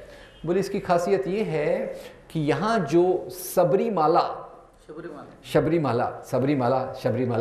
यहाँ जो हिंदू लोग यात्रा पे जाते हैं, वो यात्रा शुरू करते हैं जब सबसे पहले सेंट सेबास्टियन के चर्च में जाते हैं, पादरी जी से आशीर्वाद देते हैं। आशीर्वाद लेने के बाद आगे क्या करते? आगे वो जाते हैं, थोड़ी दूर पे एक मस्जिद है, वो मस्जिद है वावर की। उस मस्जिद में जाते हैं, वहाँ जो मौलवी साहब होते हैं मस्जिद में, वो आते हैं और उनके माथे पे भभूत यानी वो क्या म्हणतो आपण मराठी, भस्म लगाते हैं। और उसके बाद वो जाते हैं सबरीमाला के मंदिर पे। भेदभाव का सवाल नहीं है, जहाँ से अच्छी मिली उसको पकड़ लो, अच्छा है तो रखो, नहीं तो छोड़ दो। ये मेल जोल की परंपरा हमारे भारत में रही। तो मेरे ख्याल से ये जो मैं बात बता रहा हूँ इसलिए बता रहा हूँ, ये मैं वो पृष्ठभूमि बता रहा हूँ जिस पृष्ठभूमि में अंग्रेज़ यहाँ आए। राजाओं की बात ठीक है, मुझे राजाओं से कोई लगाव नहीं है, और अंग्रेज़ यहाँ आए और अंग्रेज़ों के आने के बाद उन्होंने, मैंने आपको बताया 1857 की क्रांति, विद्रोह, बगावत, उसके बाद उन्होंने एक प्रकार का इतिहास लिखवाया, और वो इतिहास के कारण जो बात हुई उसको मेरे, आपके सवाल हैं तो मैं थोड़ा जवाब दे देता हूँ, उसका फिर आगे हम चलते हैं। कोई आपका इसमें क्वेश्चन, डाउट, एडिशन? ये तो खैर हम आखिर में भी करेंगे, ये चलता ही रहेगा सिलसिला, उसका कोई ये नहीं। एक अभी दो सवाल पूछ के गए, उसका मैं थोड़े से मैं जवाब दे देता हूँ। उन्होंने कहा एक तो ये सूरत की लूट के बारे में मैं और कुछ बताऊँ। ये शिवाजी महाराज की फ़ौज जो सूरत में लूट करने गई थी, वो काफ़ी किताबों में दिया है, और ख़ास तौर से आपको कोई भी संदर्भ चाहिए तो मेरे ख्याल से पानसरे जी के लेक्चर में भी है, और पानसरे जी की एक छोटी सी किताब है शिवाजी कौन होता, वो हिंदी में है, इंग्लिश में है, मराठी में है, तीनों भाषाओं में उपलब्ध है। और तीसरा उसी इंग्लिश की एक दो कॉपी में लाया था, उनकी नहीं, एक दूसरी है, जयंत गडकरी और हमारी किताब है, वो मैंने एक दो कॉपी लाया था शिवाजी महाराज की। तो वो उसमें ऐसा था कि मुख्य बात हम क्या सीखते हैं कि उसमें भी वो कोई धर्म के आधार पे भेदभाव नहीं करते, नंबर एक।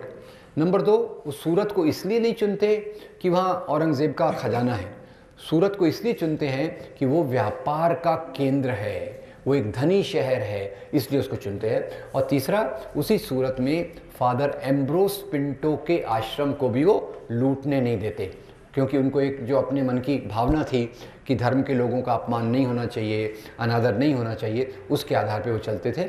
और आज उसका दुरुपयोग करके हिंदू मुस्लिम के आधार पे उसको बताया जाता है, जो मुझे ठीक नहीं लगता। एक बताया था। दूसरा, मित्र ने पूछा कि ये जो मैंने स्वामी विवेकानंद का बताया, तो स्वामी विवेकानंद ने बहुत कुछ जो लिखा है वो रामकृष्ण मिशन ने पब्लिश किया है बहुत सारे वॉल्यूम्स में। तो उसके 8वें संकलन से मैं बता रहा था कि ये स्वामी जी ने कहा है, ये कहना बिल्कुल गलत है कि इस्लाम यहाँ तलवार की नोक पर फैला। यहाँ के शूद्रों ने, यहाँ के अछूतों ने वर्ण व्यवस्था के अत्याचार से बचने के लिए इस्लाम धर्म को कबूल किया। इसी बात को आगे बढ़ाते हुए पंडित जवाहरलाल नेहरू अपनी किताब डिस्कवरी ऑफ इंडिया में लिखते हैं। डिस्कवरी ऑफ इंडिया में पंडित जी लिखते हैं कि ये जो है कि यहाँ के 80% मुसलमान यहाँ के शूद्रों में से आए हैं, बाकी जो है कुछ मेल जोल से आए, कुछ और कारणों से आए। ऐसा 3-4 कारण डिस्कवरी ऑफ इंडिया में पंडित नेहरू बताते हैं। एनीवे, हम आगे चलते हैं। और अगर आपको याद हो तो पिछले सत्र के अंत में मैंने कहा सांप्रदायिक राजनीति की शुरुआत, धर्म के नाम की राजनीति की शुरुआत अंग्रेज़ों के आने के बाद शुरू होती है। ठीक है, तो यहाँ हम 3 चीज़ें देख लेंगे। पहले सवाल तो आपको मुझे बताना है, अंग्रेज़ लोग भारत क्यों आए? अंग्रेज़ व्यापार करने। अच्छा, व्यापार करके वो रुक गए क्या और आगे भी उन्होंने कुछ किया? यहाँ शासन किया, शासन किया। शासन करने के साथ साथ वो यहाँ की संपत्ति का उन्होंने कुछ किया क्या? यहाँ की संपत्ति का कुछ किया? लूट के ले गए, राइट। तो यहाँ की संपत्ति, तो मेरा सवाल ये है, अंग्रेज़ लोग यहाँ की संपत्ति लूट के कहाँ ले गए? बस सरल जवाब है। क्या जवाब है? इंग्लैंड। अच्छा जी, अब सवाल ये उठता है कि अंग्रेज़ लोग यहाँ की संपत्ति लूट के इंग्लैंड ले गए। अंग्रेज़ों के आने के पहले कई मुसलमान राजाओं का राज्य भारत के कुछ एरिया में था। तो 2 प्रकार के मुसलमान राजाओं को हम जानते हैं। एक मुसलमान राजा आए जिन्होंने लूटपाट किया और चले गए। दूसरे मुसलमान राजा हम जानते हैं जिन्होंने यहाँ राज्य किया, मेरा सवाल ये है, जिन मुसलमान राजाओं ने यहाँ राज्य किया, क्या वो यहाँ की संपत्ति लूट के बाहर ले गए? नहीं ले गए। यहाँ रहे, यहाँ मरे, इसी मिट्टी में खाक हो गए। अंग्रेज़ों ने क्या किया? शासन कहाँ से चलाया? इंग्लैंड से चलाया। यहाँ के हुए क्या? वो नहीं हुए। संपत्ति क्या किया? बाहर लेके गए। तो ये मैं इसलिए कह रहा हूँ दोस्तों कि कुछ लोग कहते हैं कि हमारी गुलामी 1400 साल से है, हमारी यानी देश की गुलामी। तो उसमें 2-3 चीज़ें मैं कहना चाहता हूँ। पहले राष्ट्र की कल्पना पहले लगा सकते हैं। पहले राष्ट्र थी कि राजाशाही थी? राजाशाही। हर एक राजा की बाउंड्री फिक्स थी क्या? नहीं थी। राज्य कब, हम राष्ट्र कब बने?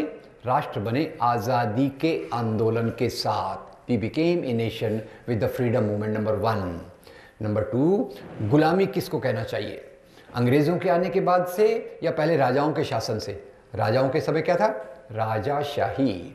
मुसलमान राजा किसी की विदेशी के एजेंट नहीं थे, यहीं रहे यहीं मरे, इसी मिट्टी में खाक हो गए। अंग्रेजों ने क्या किया? इंग्लैंड से यहाँ का शासन किया और हमारी संपत्ति को लूट के ले गए। ठीक है, अब यहाँ से हम चालू करते हैं।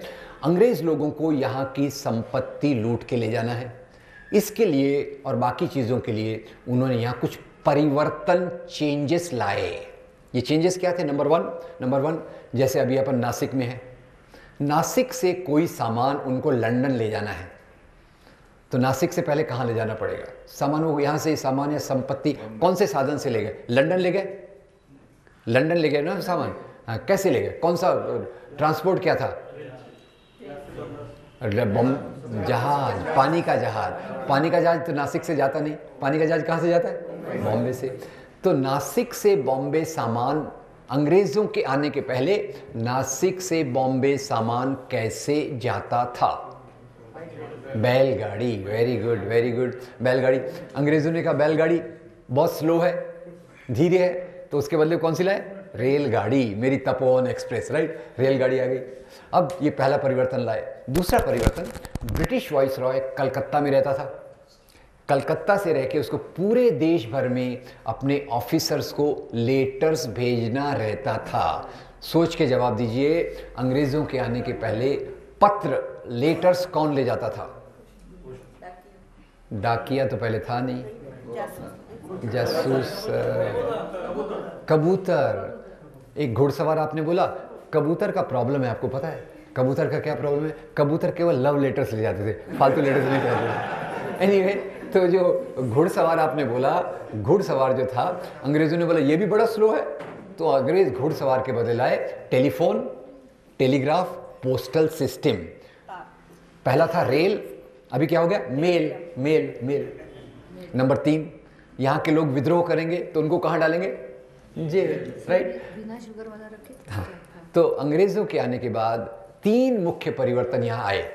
पहला रेल, दूसरा मेल, तीसरा जेल। जेल के अभी आपको याद रहेगा, राइट। अब जेल के साथ साथ आधुनिक प्रशासन भी बना। मैं तो जेल ऐसा मजाक के रूप में कह रहा हूँ। ओवरऑल मॉडर्न एडमिनिस्ट्रेशन, आधुनिक प्रशासन, आधुनिक शिक्षा, उसी के साथ जेल उसके प्रतीक के रूप में मैं रख रहा हूँ, उसको सीरियसली मत लीजिएगा। रेल, मेल, जेल, इसी के आने के साथ 3 नए वर्ग अस्तित्व में आए। 3 new social classes it came into being. वर्ग यानी क्या?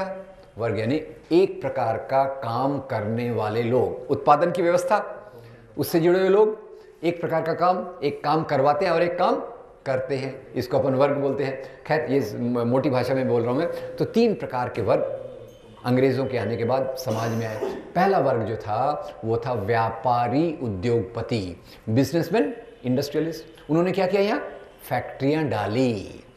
उनके नाम कुछ आपको याद होगा, टाटा, बिरला, बजाज, सिंघानिया, डालमिया। फैक्ट्रियाँ खुली तो फैक्ट्रियों में काम कौन करेगा? मजदूर, मजदूर वर्ग आया। और तीसरा, आधुनिक शिक्षा के कारण आया मॉडर्न एजुकेटेड क्लासेस, आधुनिक शिक्षित वर्ग। इन तीनों को मैं कह रहा हूं उभरते हुए वर्ग, द राइजिंग क्लासेस, राइट। ये राइजिंग क्लासेस में जरा आप दोहरा देंगे एक बार, 3 कौन कौन से? व्यापारी, उद्योगपति, मजदूर वर्ग और शिक्षित वर्ग। अब ये वर्ग नए आ रहे हैं, ये भविष्य को देख रहे हैं, और कुछ लोग पुरानी सत्ता से जुड़े थे। अब ये आपको बताना है मुझे, पुरानी सत्ता से कौन जुड़े थे? राजा, नवाब, जमींदार, जागीरदार। राजा, नवाब, जमींदार, जागीरदार ये समाज में शोषण जो करते थे तो उसका आधार उनको, वो हमको बताते थे कि उनको ऊपर वाले ने अधिकार दिया है कि वो यहाँ शासन करें। एम आई राइट? दैवी सत्ता जिसको बोलते, डिवाइन पावर। और इधर के लोग जो हैं वो आगे की बात खुद के आधार पे देखते हैं। तो ये 2 एक समाज में मूलभूत फर्क है, पुराने वर्गों का, नए वर्गों का। अब छोटी सी बात हम ये याद रखें कि जहां भी औद्योगिक क्रांति, इंडस्ट्रियल रिवॉल्यूशन हुई, वहां नए वर्ग आए, पुराने वर्गों को समाप्त कर दिया गया। ये याद रखिएगा। फ्रांस में क्या हुआ? इंडस्ट्रियलिस्ट, मॉडर्न क्लासेस का है, पुरानी क्लासेस को समुद्र में डुबा दिया गया। तो पुरानी विचारधारा क्या हो गई? खत्म हो गई। नई विचारधारा चली। अब पुरानी विचारधारा थी वो थी राजाशाही की विचारधारा, और नई विचारधारा जो है वो है लोकशाही की विचारधारा। तो आज जो चल रहा है, मैं उस पर आ रहा हूँ, आज जो चल रहा है वो धर्म के आड़ में, in the under the cover of religion, पुराने मूल्यों को, ओल्ड वैल्यूज़ को, फ्यूडल वैल्यूज़ को आधुनिक रूप में रखने की कोशिश है। This I will try to explain. और ये मैं कैसे एक्सप्लेन करूँगा? बहुत सरल है। उभरते लोगों में से कुछ संगठन बने, उभरते लोगों में से कुछ संगठन बने, ऑर्गेनाइजेशंस। डूबते लोगों में से कुछ संगठन बने, और उभरते लोगों में से जो संगठन बने, उन संगठनों के नाम से आपको उनका पैटर्न समझ जाएगा। ये जो संगठन बने उसके हम एक छोटी एक्सरसाइज करेंगे। उभरते वर्गों के 3 प्रकार के संगठन बने, और उनमें मैं क्या करूंगा, उन संगठनों के जो लीडर थे, आप जानते हैं उनको, उन लीडर्स के मैं नाम लूंगा। आप मुझे संगठनों का नाम बताइए। पहले व्यक्ति हैं जिनका फोटो यहां लगा हुआ है, सरदार भगत सिंह। उनके संगठन का नाम क्या था? नौजवान भारत सभा, याद रहेगा, नौजवान भारत सभा। दूसरा, डॉक्टर भीमराव बाबा साहब आम्बेडकर, वहां मेरे सामने खड़े हैं। क्या नाम था उनकी पार्टी का? नाम क्या था? Republican party of India. और तीसरा, जिसने देश के आज़ादी के आंदोलन का नेतृत्व किया, वो संगठन के 4 लोगों के नाम मैं आपको बता रहा हूं। 4 नाम हैं: मौलाना अबुल कलाम आज़ाद, एनी बेसेंट, सरदार बलदेव सिंह, मोहनदास करमचंद गांधी। इनके संगठन का नाम करने के पहले बताइए, मैंने 4 नाम लिए, इनमें आपको क्या खासियत दिख रही है? ये एक ही धर्म के हैं कि सभी धर्म के हैं? सभी धर्म के। नंबर 1 क्या मतलब है? आज़ादी के आंदोलन एक ही धर्म के लोगों ने लड़ा कि सभी धर्म के लोगों ने मिलकर लड़ा? सभी धर्म के लोगों ने। आजकल के वो ठप्पा लगा के घूम रहे ना, ये राष्ट्र है, ये तो दूसरे धर्म का है, ये तो विदेशी है, ये तो एंटी नेशनल है, आज लगा रहे। पर देश की आज़ादी का आंदोलन सभी धर्मों के लोगों ने मिलकर लड़ा। और उस संगठन का नाम क्या है? गांधी के संगठन का नाम क्या था? पार्टी कांग्रेस। पूरा नाम भारतीय राष्ट्रीय कांग्रेस। अरे डरते क्यों हैं? मैं सोनिया गांधी की तरफ से थोड़ी आया हूँ, अपने को तो समझना है, अपने को तो सिर्फ समझना है ये बात क्या हो रही है। ओके, ये अब इधर देख लेते, मैं एक बार दोहरा देता हूँ, भगत सिंह नौजवान भारत सभा, Ambedkar Republican party of India, Gandhi भारतीय राष्ट्रीय कांग्रेस। नाम का पैटर्न समझ लीजिए, please remember the type of the name. अब पुराने राजा नवाब जमींदार जागीरदार, समाज बदल रहा है, नई चीजें आ रही हैं, उनको अच्छा नहीं लग रहा, पर उनको जिंदा भी रहना है, उनको अपने, क्योंकि अंग्रेज लोग उनको खत्म नहीं कर रहे। पूंजीवादी क्रांति में, औद्योगिक क्रांति में सामंती वर्ग को खत्म कर दिया जाता है, सामंती विचारधारा को समाप्त कर दिया जाता है। भारत की शोकांतिका ये रही, नई विचारधारा आई, पुरानी विचारधारा चलती रही। और ये पुरानी विचारधारा के 3 मोटे एग्जाम्पल मैं दूंगा, 3 मोटे एग्जाम्पल। पहले तो ये भी बता दूं कि शुरू में हिंदू मुसलमान राजा नवाब साथ साथ थे। ऐसा वो अपनी एक फिल्म थी ना, हम साथ साथ हैं, वो अच्छी फिल्म थी। पर इनका जो है ये चोर चोर मौसेरे भाई, तुम भी राजा मैं भी राजा, अपना काम एक ही है, शोषण करना, अपन साथ साथ मिलके बनाएंगे। तो पहले हिंदू मुसलमान दोनों साथ साथ थे। इनके 2 प्रतिनिधि थे, एक था ढाका का नवाब और एक थे काशी के राजा, दोनों साथ में आए और उन्होंने एक संगठन बनाया, United India patriotic association. Patriotic for home? उन्होंने कहा हमारी जो रानी सरकार है, हम उसके प्रति वफादार रहेंगे। अब देख रहे हैं, वफादारी इस देश के लिए कि इंग्लैंड के लिए? इंग्लैंड के लिए, ठीक है। अब इसी में से अंग्रेजों की फूट डालो राज करो की नीति इसमें भी चली। और यूनाइटेड इंडिया पैट्रियाटिक एसोसिएशन के 2 पार्ट बन गए, 2 भाग बन गए। पहला भाग जो बना, उसके लीडर एक और इसमें जोड़ दूं कि शुरू में केवल राजा नवाब जमींदार जागीरदार, बाद में चल के कुछ शिक्षित एजुकेटेड अपर क्लास लोग उनके साथ जुड़ गए। I hope you are clear. शुरुआत किसने की? राजा नवाब जमींदार जागीरदार। बाद में इसमें कौन जुड़े? शिक्षित मुसलमान, अपर कास्ट मुसलमान, और यहाँ के जो ब्राह्मण वर्ग के लोग, अपर कास्ट के लोग जुड़ गए। तो ये 3 संगठन उधर से आए। अब आप पहचानेंगे, उसमें पहले व्यक्ति का नाम है मोहम्मद अली जिन्ना। पार्टी का नाम मुस्लिम लीग, गुड। दूसरे अपने अपने महाराष्ट्र के है ना, वो जो वीर बोलते हैं अपन उनको, हाँ वीर सावरकर अपन बहुत वीर बोलते हैं। हिंदू महासभा, आपने पहले जवाब दे दिया, पर मैं थोड़ा सावरकर का इंट्रोडक्शन देना चाहता था। वीर सावरकर, वीर। अब ये वीर जी ने ब्रिटिश वो जेल में गए, तब तक वीर थे, एक्सक्यूज मी, मानता हूँ मैं वीर थे। जेल में जाने के बाद क्या हुआ, जेल में तो उनको लगा कि भाई ये अपनी जगह नहीं है ठीक, डिस्टर्ब हो गए, और उन्होंने अंग्रेज़ों से बार बार माफ़ी मांगी। यहाँ थोड़ा एक कंट्रास्ट दे दूँ, भगत सिंह को फांसी की सज़ा हुई, भगत सिंह के पिताजी ने कहा बेटा मैं तेरी तरफ से अंग्रेज़ों से माफ़ी मांग लेता हूँ, तू छूट के आना, शादी करना, पोता पोती होंगे, हमको मज़ा आएगा। भगत सिंह ने क्या बोला, thank you very much. Bhagat Singh ने बोला अगर आप मेरी तरफ से माफ़ी मांगोगे तो मैं आपको अपना बाप नहीं मानूंगा। सावरकर जेल में जाते से ही ब्रिटिश वायसरॉय को बार बार लिखते, हुजूर मेरी गलती हो गई, मुझे माफ़ कर दो, छोड़ दो, इसके बाद मैं आपके खिलाफ कुछ नहीं करूंगा, आपकी मदद करूंगा। विनायक दामोदर सावरकर, पार्टी का नाम हिंदू महासभा। हिंदू महासभा, सावरकर जी ने हिंदुत्व शब्द लाया, हिंदुत्व का बताऊंगा मैं थोड़ी देर में। हिंदुत्व शब्द को सामने रखा और हिंदू राष्ट्र की कल्पना की। इसी हिंदुत्व राजनीति के आधार पे, हिंदू राष्ट्र गोल के आधार पे एक और संगठन बना 1925 में, जो आज सामने से वार नहीं करता, पीछे से सबको मारता रहता है, जो भारतीय राष्ट्रवाद को नहीं मानता, हिंदू राष्ट्रवाद का झंडा लेके चलता है। पहले भगवे झंडे पे बड़ा प्राइड करता था, आजकल उसके लोग मजबूरी से तिरंगा झंडा लेके चल रहे। क्या नाम है उसका? आरएसएस। पूरा नाम क्या है? राष्ट्रीय स्वयंसेवक संघ। अब मेरी पहली एक्सरसाइज बड़ी सिंपल है, बड़ी सरल है। इधर के नामों में कॉमन क्या है, इधर के नामों में कॉमन क्या है, ये आपको थोड़ा बताना है। फिर से मैं एक बार नाम दोहरा दूं, नौजवान भारत सभा, रिपब्लिकन पार्टी ऑफ इंडिया, भारतीय राष्ट्रीय कांग्रेस, मुस्लिम लीग, हिंदू महासभा, हिंदू राष्ट्र के लिए आरएसएस। बताइए इधर में क्या फर्क है? एक्सीलेंट। इधर है धर्म का नाम, इधर क्या का नाम है? धर्म का नाम। धर्म का काम नहीं है, धर्म का नाम। इधर क्या है? भारत। भारत यानी सभी लोग, सभी धर्म के लोग, सभी जाति के लोग, पुरुष और स्त्री बराबर रहेंगे। अब कई बार एक यहाँ मैं और डिबेट डाल दूँ, कई बार मैं भगत सिंह, गांधी, अंबेडकर को एक साइड में रखता हूँ।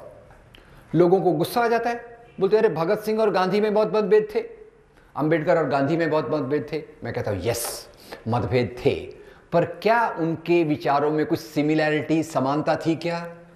तो मैं आपसे पूछना चाहता हूँ, बताइए उनमें समानता ज़्यादा थी कि मतभेद ज़्यादा था? समानता ज़्यादा थी। समानता नंबर एक, वो तीनों भारतीय राष्ट्रवाद को मानते थे, यस नो? तीनों स्वतंत्रता, समानता, बंधुता के सिद्धांत को मानते थे, यस। तीनों सेक्युलरिज्म में मानते थे, यस। तीनों डेमोक्रेसी में मानते थे। अब ये एक बात हो गई, ये इधर के मूल्य हो गए, और इधर का सेंट्रल मूल्य जो है वह है समता, समानता। मेरा धर्म कुछ भी हो, मेरी जाति कुछ भी हो, मेरा लिंग कुछ भी हो, मैं नागरिक के रूप में बराबर हूं। तो यहां हिंदू राष्ट्र की बात की गई, मुस्लिम राष्ट्र की बात की गई? नहीं, इन्होंने भारतीय राष्ट्र की बात की। तो इधर से जो राष्ट्रवाद आया उसको हम कहते हैं इंडियन नेशनलिज्म, भारतीय राष्ट्रवाद। और उन्होंने कहा हम एक बनता हुआ राष्ट्र हैं। सेंट्रल पॉइंट, राष्ट्र कब बना?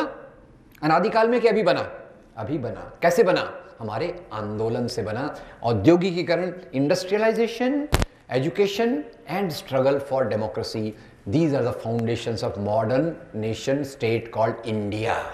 इधर हो गया। अब इधर के लोगों ने उभरते वर्ग के लोगों ने आज़ादी के आंदोलन में हिस्सा लिया। Right wrong?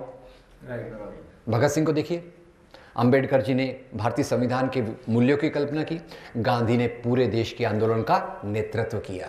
इधर के लोगों ने बोला ये क्या कर रहे हो, क्यों अंग्रेजों के खिलाफ लड़ रहे हो? इन्होंने आज़ादी के आंदोलन में कोई भाग नहीं लिया। इसका मैं डिटेल दूंगा आपको, I give you the details of that. तो डूबते वर्गों के लोग वो मुस्लिम लोग हो, मुस्लिम लीग हो या हिंदू महासभा आरएसएस हो, इन्होंने आज़ादी के आंदोलन में कोई हिस्सा नहीं लिया। मैंने आपको पहले ही बता दिया, सावरकर जी, थोड़ा सा अपवाद। पार्ट वन वीर, पार्ट बी अंग्रेजों के वफादार व्यक्ति। तो they are both the part. और आरएसएस ने कभी भी आज़ादी के आंदोलन में संगठन के रूप में कोई भाग नहीं लिया। उसमें 2 लोग बीच में जेल में गए, पर जेल में तो कई कारण से लोग जाते हैं ना, वो तो पता होगा आपको, बहुत सारे कारण से जाते हैं, कोई इरादे से चले जाते हैं वगैरह वगैरह, वो भी अपन देखेंगे। खैर, तो मुख्य रूप ये है, इन्होंने आज़ादी के आंदोलन में हिस्सा क्यों नहीं लिया। आज जो राष्ट्रवाद के नाम पे अपनी छाती को बहुत बड़ा करके बताते हैं, आपको छाती की साइज़ तो पता ही होगा ना, कितनी साइज़ बताते हैं। anyway, तो ये, हाँ खैर वो जो भी हो, इतना बताते हैं। आज़ादी के आंदोलन के समय ये अपनी शाखाओं में थे। और मैंने ताई को ये जो किताब दी है, ये किताब में आप देखिएगा, उनकी किताबों का एक एक उदाहरण आपको मिलेगा।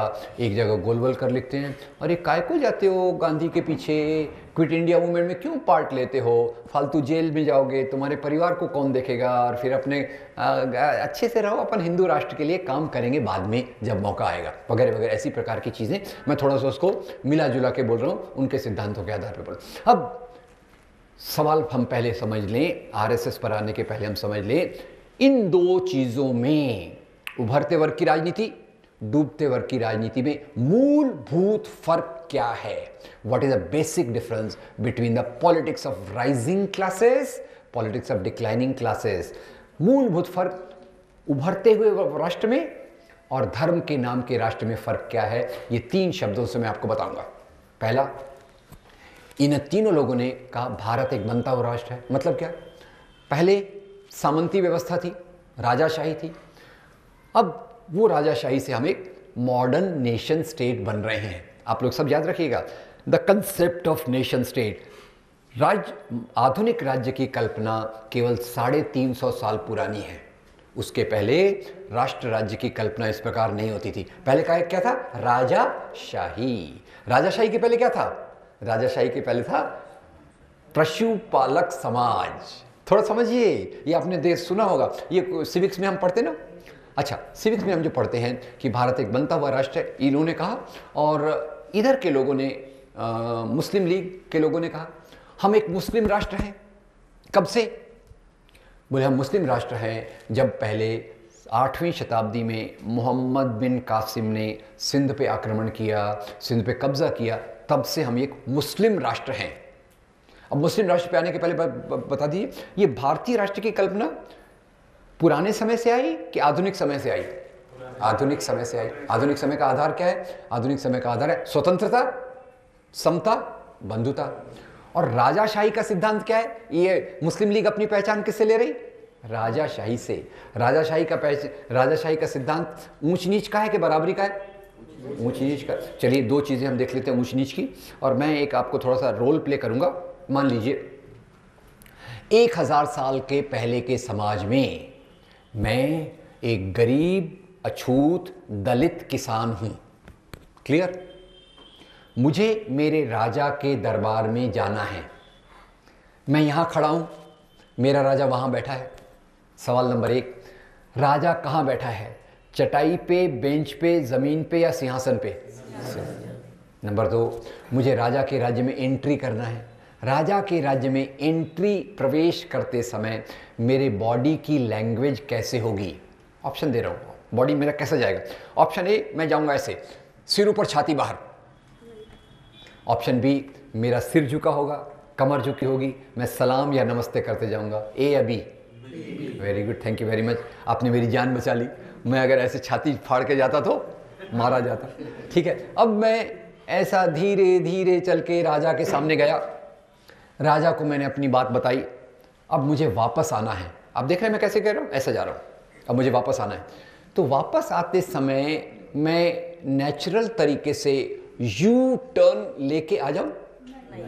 कैसे करूं फिर? उल्टे पांव, रिवर्स गियर, रिवर्स गियर, वैसे ही, मतलब reverse gear. Very good, thank you very much, आपने फिर से मेरी जान बचा ली। मुझे यू टर्न क्यों नहीं ले सकता मैं? अगर मैंने यू टर्न लिया तो मेरी पीठ राजा को दिख जाएगी, और राजा को पीठ दिखाना ये राजा का अपमान माना जाता था। क्यों अपमान माना जाता था? सभी धर्म की संस्थाएं बताती हैं राजा जो है वो डायरेक्टली किसका बेटा है? ऊपर वाले का बेटा। और मेरे जैसे लोग ऐरे गहरे नत्थु खैरे, राइट, वो ऊपर वाले का बेटा, मैं ऐरा गहरा नत्थु खैरा, इसलिए मैं राजा को पीठ नहीं दिखा सकता। ये है ऊंच नीच नंबर 1। ऊंच नीच नंबर 2, ऊंच नीच नंबर 2 उसको डॉक्टर अंबेडकर बहुत अच्छे तरीके से बताते हैं। मैं भारत की, इंडिया की बात कर रहा हूँ, दुनिया को मैं भी थोड़ी देर के लिए सिर्फ बैकग्राउंड में रखूंगा। डॉक्टर अंबेडकर बताते हैं भारत की जाति व्यवस्था, वर्ण व्यवस्था, जाति व्यवस्था, भारत की वर्ण जाति व्यवस्था ये एक 4 मंजिला बिल्डिंग के समान है। 4 मंजिलें पहचान गया? ब्राह्मण, क्षत्रिय, वैश्य, शूद्र। कुछ लोग बोलते हैं ये बिल्डिंग बड़ी अच्छी है, बड़ी महान है, बड़ी पुरानी है, बड़ी सनातन है, पर बोले इस बिल्डिंग में एक प्रॉब्लम है। पता है आपको प्रॉब्लम क्या है? इस बिल्डिंग में सीढ़ियां नहीं है, तो ऊपर वाले को तो नीचे आना नहीं है, नो प्रॉब्लम। नीचे वाला ऊपर जा नहीं सकता, प्रॉब्लम।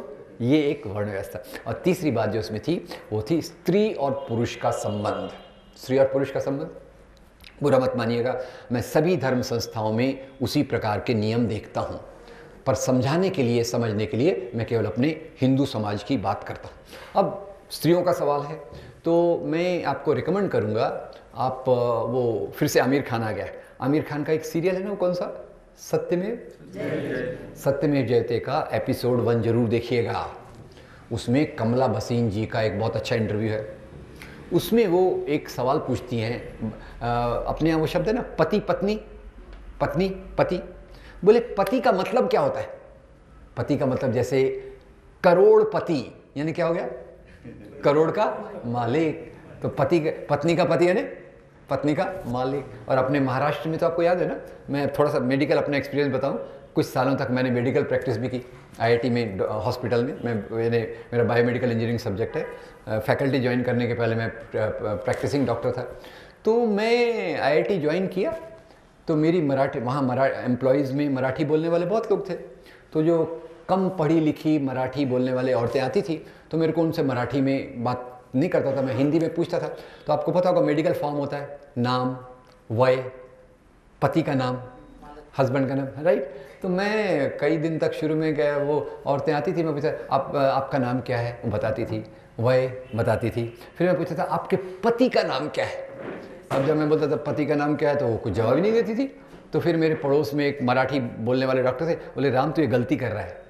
मैं क्या करूं? अरे बोले ऐसा मत पूछा कर, तू उनसे पूछा कर तुझे मालिक का सनाव का है, तेरे मालिक का नाम क्या है। उसके बाद बराबर मेरे को जवाब मिलने लगे। एनीवे, तो ये जो है यहाँ मालक, कहीं धनी, कहीं स्वामी, ये शब्द जो है ये एक जेंडर इक्वेशन को बताते हैं। It shows a particular type of gender. तो ये राजाशाही के समाज से आए हुए मूल्य, इसको मैं थोड़ा और आगे लूंगा जब आरएसएस की हम बात करेंगे। तो अब तीसरी बात इसमें जो आती है, मुस्लिम लीग ने, तो इधर के लोगों ने क्या कहा, हम एक बनता हुआ राष्ट्र हैं। इधर के लोगों में से मुस्लिम लीग ने कहा जब से मोहम्मद बिन कासिम ने भारत पे आक्रमण किया, सिंध पे आक्रमण किया, राज किया, तब से हम एक मुस्लिम राष्ट्र हैं। तो मैं आपसे पूछना चाहता हूँ, मुस्लिम लीग अपनी पहचान किससे ले रही है, लोकशाही से कि राजाशाही से? राजाशाही से, वेरी क्लियर। अब तो मुस्लिम लीग ने कहा हम तो 1200 साल से एक मुस्लिम राष्ट्र हैं, तो हिंदू महासभा चुप रहेगी क्या? हिंदू महासभा आरएसएस ने मुस्लिम लीग वालों को बोला, अरे तुम तो 1200 साल से एक मुस्लिम राष्ट्र हो ना, हम हिंदू तो 5000, 8000, 20,000, क्या पता अनादिकाल से एक हिंदू राष्ट्र हैं। Thank you very much. अब मैं अनादिकाल की परिभाषा आपसे नहीं पूछता। अनादिकाल में आपको पता होगा, कोई हमारा बायोलॉजी का बैकग्राउंड है तो आपको पता होगा, मनुष्य, वो डार्विन की थ्योरी ऑफ इवोल्यूशन, डार्विन की थ्योरी, मनुष्य के पूर्वज कौन थे? वो वहाँ ले जाएंगे क्या अपने को, यानी